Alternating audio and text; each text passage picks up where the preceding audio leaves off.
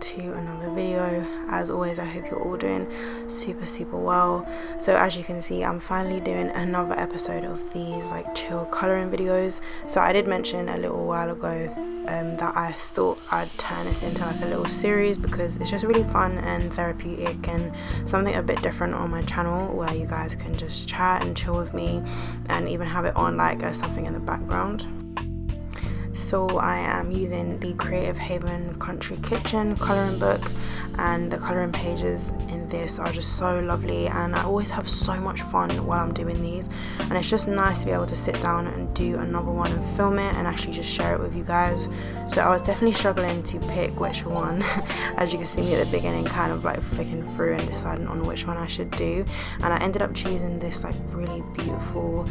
corner kitchen space with a bunch of shelves and books and the window, and I kind of had like the idea to go with something more neutral in terms of the colours. So as you can see, the colour of the cushion, the floor, the tablecloth, they end up being very neutral. And then you've got like the wood in there as well, so I really love how this turned out. There's a few colours that I would change, like I wasn't sure what to do for like the tableware, like the plates and stuff, so I ended up doing it in this like really weird purple colour which don't ask me why I ended up doing that, but that's just how it ended up anyway.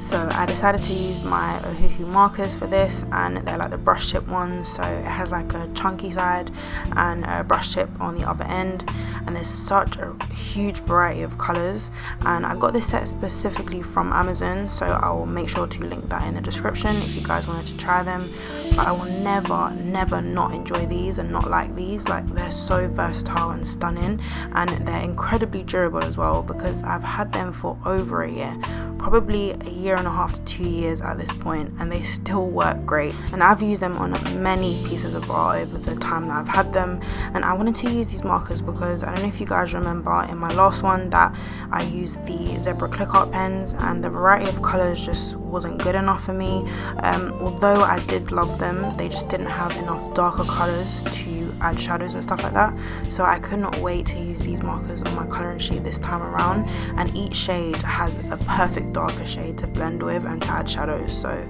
that's what I loved about using these as well.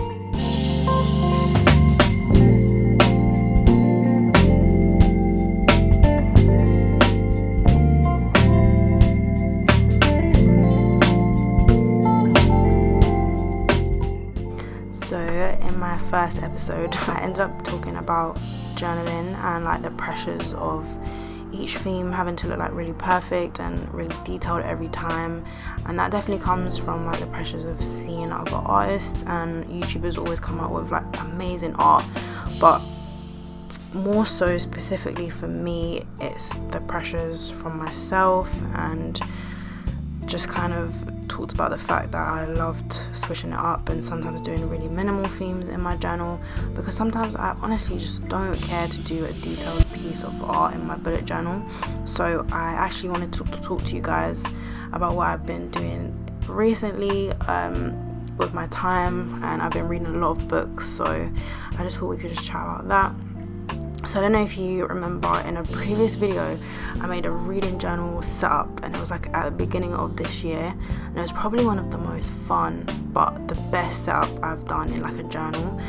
And I said to myself that I wanted it to be very chill, very casual type of journal, where I'm not putting like immense pressure on myself to have read a certain amount of books, but still have some guidelines in terms of the goals and the type of books that I wanted to read for this year.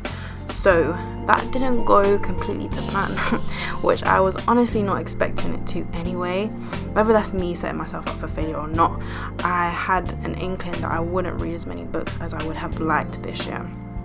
But what I did notice is that the first few months I read a couple of books, and then I just couldn't keep up with reading anything else due to like other things going on in my life. But leading up to like the latter, I'd say around the middle of the year, my reading really picked up, and I've just been really enjoying my reading, and it's probably one of the main things I end up choosing for entertainment these days. But I say this to say that I haven't added any of the books that I've read this year to my reading journal, which is a shame because at this point I've probably read at least 12 to 15 books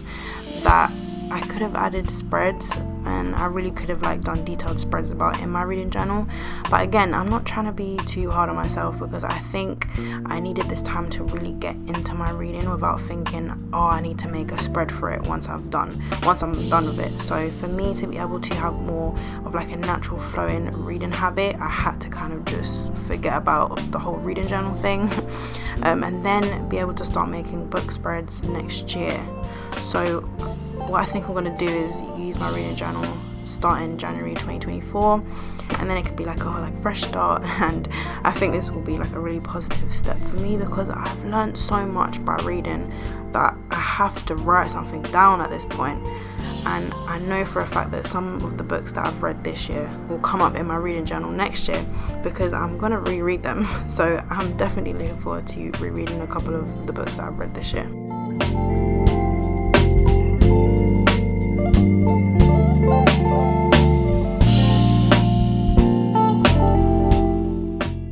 And as well, I'm actually really looking forward to using some of my stationery, really using up a lot of my stationery because I have so much that a reading journal is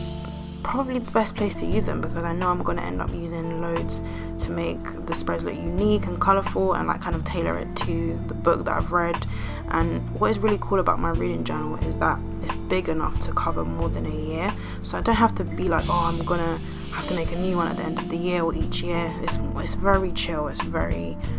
I just want it to be very relaxed. So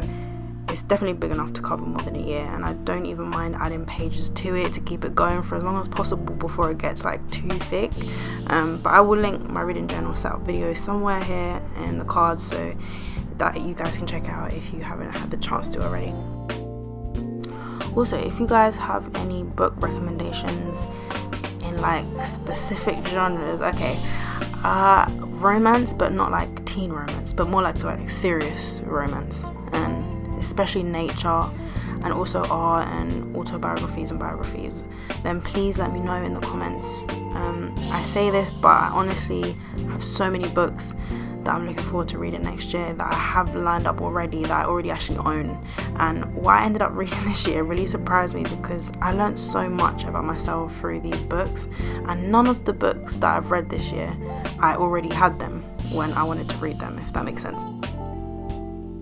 And I've also realised that as well, that I like books that are mentally and emotionally intense. Maybe intense is not the right word, but deep maybe, because it helps me to deal with the parts of myself that need healing or that need to be looked at. And you don't know what is going to come up, but you just know that you're going to be somewhat forced to deal with parts of you that could potentially be holding you back or holding back or hurting the people around you.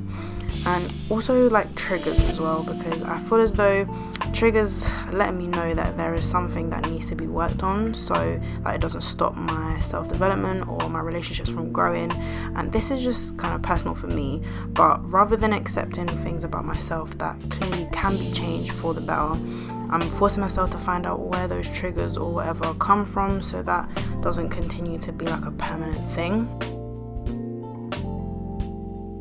And it's also helped me to learn about other people and work on understanding people better, and to also understand nature and the world better as well. So if you guys are interested in something like that, then maybe I can share them in a monthly reading video or something like that, but in 2024.